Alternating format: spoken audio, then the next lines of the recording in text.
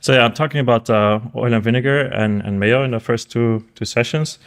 But yeah, I want to emphasize that these are two different submissions from different teams. Like the overlap is myself and Matthias, but otherwise they're completely independent submissions, even though there's some overlap. But they're both multivariate quadratic signature schemes.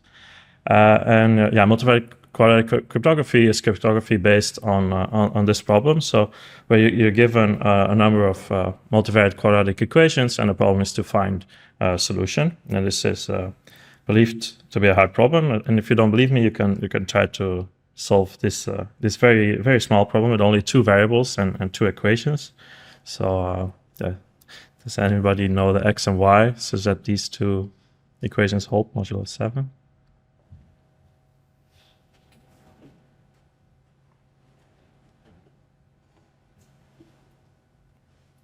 No? Well, you don't have to feel bad about it because it's supposed to be a hard problem.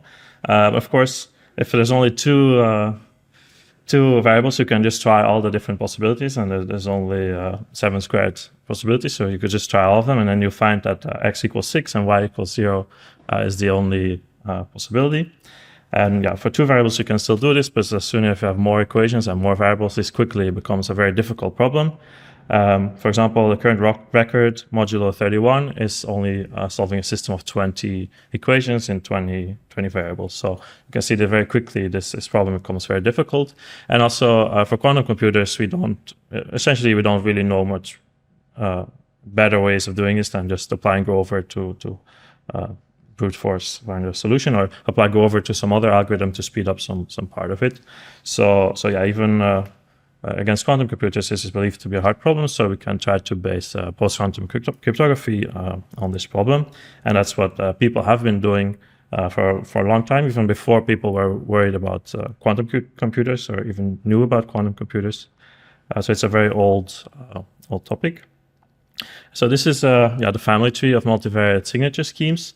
On one hand, there's the pure MQ schemes that really only require the hardness of the MQ problem, where you're just given a uniformly random system of equations, and the problem is to find a solution. These are typically less efficient than the trapdoor schemes, which is the other branch of the family tree.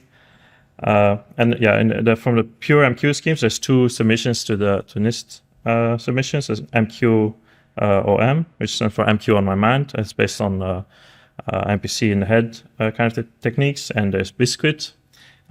Biscuit, I put a star because it doesn't really use really random systems, so it has some structure, but I guess the speaker will talk about that. But yeah, I'm more interested on the trapdoor side. So trapdoor-based signatures, they don't use random multivariate system, but they use trapdoored ones. And there used to be 2 big families, like the oil and vinegar-like schemes and the FHE-like schemes, but all the FHE-like schemes have been broken. So nowadays, there's only the oil and vinegar-based ones that are left. So all the names in boldface are submission to the NIST competition, and I will be talking about the oil and vinegar submission and mayo. Okay, so yeah, as I mentioned, they're based on trapdoors. So the map that we're trapdooring is just a list of multivariate quadratic polynomials. They look random to an outsider, so that means it's hard to sample pre-images, right? Because finding a pre-image for this function is really just finding a solution to this system of equations, and this is supposed to be hard. But actually, they're not random. There's some hidden structure, and if you know this, then you can sample pre-images, and then you can build signatures just like the way you get signatures from the RSA trapdoor. It's really the same. So your public key is the trapdoor function. So in this case, just this list of equations. Secret key is this trapdoor information that only the signer knows. And then to sign a message M, you just find a pre-image for the hash of the message, and you might want to salt the message to get some more security properties. But that's the idea. So only if you know the secret key, if you know the trapdoor, then you can sample a pre-image, so you can produce a signature. And other people, they have to solve this MQ problem, which is too hard. All right. So the question now is, how do you trapdoor a multivariate quadratic system of equations. And yeah, there's multiple ways of doing it, and they give different signature schemes. So I'll start by talking about the oil and vinegar scheme, because that's the oldest one and the one that all the other ones are based on, basically. So yeah, this is the submission that we did with a lot of people. I'm not going to list all the names. So what's the trapdoor structure? It's quite simple. It's just a linear subspace on which all these equations vanish. So it's a subspace O of dimension m, where m is also the number of equations that you have. And for every vector in O, if you evaluate your multivariate quadratic function on this vector, you will get 0. Right, so this is very special. If you pick a random map, then it will not have these kinds of subspaces. So yeah, when we generate the key, we typically first pick the space O, and then we pick random equations that vanish on this space O. And yeah, it turns out if you know this space, then you can sample pre-images. But before I explain how to do this, I need this tool of a differential. So it's yeah, quite easy. So yeah, it's just defined like this. So the differential at the point x is just a function that sends y to p of x plus y minus p of x minus p of y. And yeah, it's called a differential because like if the differential of a quadratic thing is a linear thing. So yeah, if you can easily check this if you want. So if you this function, right, takes two inputs. The x was the point where you do the differential at, and the y. And this function is linear in both x and y, and it's also symmetric in x and y. And yeah, this is a tool that's very useful in multivariate cryptography. So now I'll explain how you use this trapdoor space to sample pre-images. So suppose we are given this list of equations P, the trapdoor O, and some target Y, and we want to come up with an X such that P of X is equal to Y. Then it goes in two steps. So first you pick a uniformly random input V. Of course, this V is not going to be a solution, but then you solve for a correction term in your oil space O, such that P of V plus O is equal to Y. And this turns out to be easy, because if you use this differential, you can write P of V plus O as P of V plus P of O plus this differential at V of O. And then, because we know P vanishes on O, this middle term cancels out. And then what's left is just P of V, which is a constant, and this differential of O, which is a linear function. So what's left is just a linear system of equations. And like you have m variables, like you have m degrees of freedom, because you can pick your O inside this oil space, which has dimension m, and you have m equations. So with high probability, there will be a solution, and that's your pre-image. Now, of course, it could be that this system does not have a solution, but in that case, you just pick a different V and you start over. Right? But yeah, this is quite unlikely. And if you try this a couple of times, you're basically guaranteed to find a solution. Okay, so then we have to pick parameters to submit it to NIST. So basically, there's two constraints. First of all, we need it to be hard to find the oil space O. If you're an attacker, you're not supposed to find this space, because if you find this, then you can sign any messages. And then secondly, if you don't know the space O, it should be hard to sample pre-images. And this gives two families of attacks. The bottom one, the complexity of the attack is exponential in m. So m is the number of equations. It needs to be big enough, otherwise finding solutions is easy.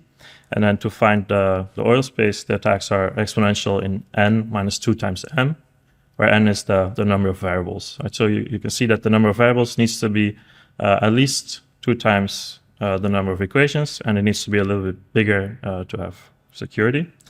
And yeah, if you then do the accounting and you compute the precise complexities of these attacks, you can find parameters so that these two constraints are satisfied. And we for NIST security level 1, we propose two parameter sets. One is over a field with 2 to the 8 elements, and this has 44 equations and 112 variables. And yeah, so this gives signature size of 128 bytes and a public key size of 44 kilobytes. And then there's a second parameter set where we use a smaller field. So we have to compensate with more equations and more variables. And the result is that the signature size is a little bit smaller, but the public key size is a bit bigger. So that's a trade-off that we can make. Here is a graph of all the submissions, I think, and the blue dots are the oil and vinegar parameters. So you can see in terms of signature size, so that's on the vertical axis, we're quite good, but in terms of public key size, it's kind of big. And yeah, maybe you can see that the cluster over there with the big signature size and small public key sizes are all the MPC in the head type signatures, or like signatures based on Sigma protocols, because they typically have very small public keys but somewhat larger signatures sizes. And then the ones down there, they are based on trapdoors, so you can kind of see the two kind of approaches to build signatures. Okay, maybe something that's a little bit weird about the submission is that instead of the usual 3 algorithms that we have for a signature scheme, usually there's just a key generation, a signing, and a verification algorithm. We specify 5 algorithms. So basically, we split up the key generation in an algorithm that outputs very short keys. And then there's 2 algorithms, a secret key expansion and a public key expansion algorithms that take this compact representation of the key and output something that's bigger but easier to work with. And then these bigger keys go into the signing and the verification algorithms to use them to produce or verify a signature. Yeah, the reason that we did this is that really, if you look at the top row, the time it takes to do this expansion of the secret key is really much larger than the actual signing time. So it makes sense to put this like in a separate algorithm. So if you're going to sign many messages, you only need to do this expansion part once, and then you use this big public key for all the signatures. And similarly for the verification algorithm, there it's less extreme, the difference, but still it's more than half of all the work is done just basically only on the public key without knowing the signatures or the messages. So if you're going to verify a lot of signatures, then it makes sense to do only this expansion part once and then reuse the big public key. But yeah, of course, it's a little bit of a problem because NIST for the submissions, they expect only 3 algorithms and we have 5 algorithms.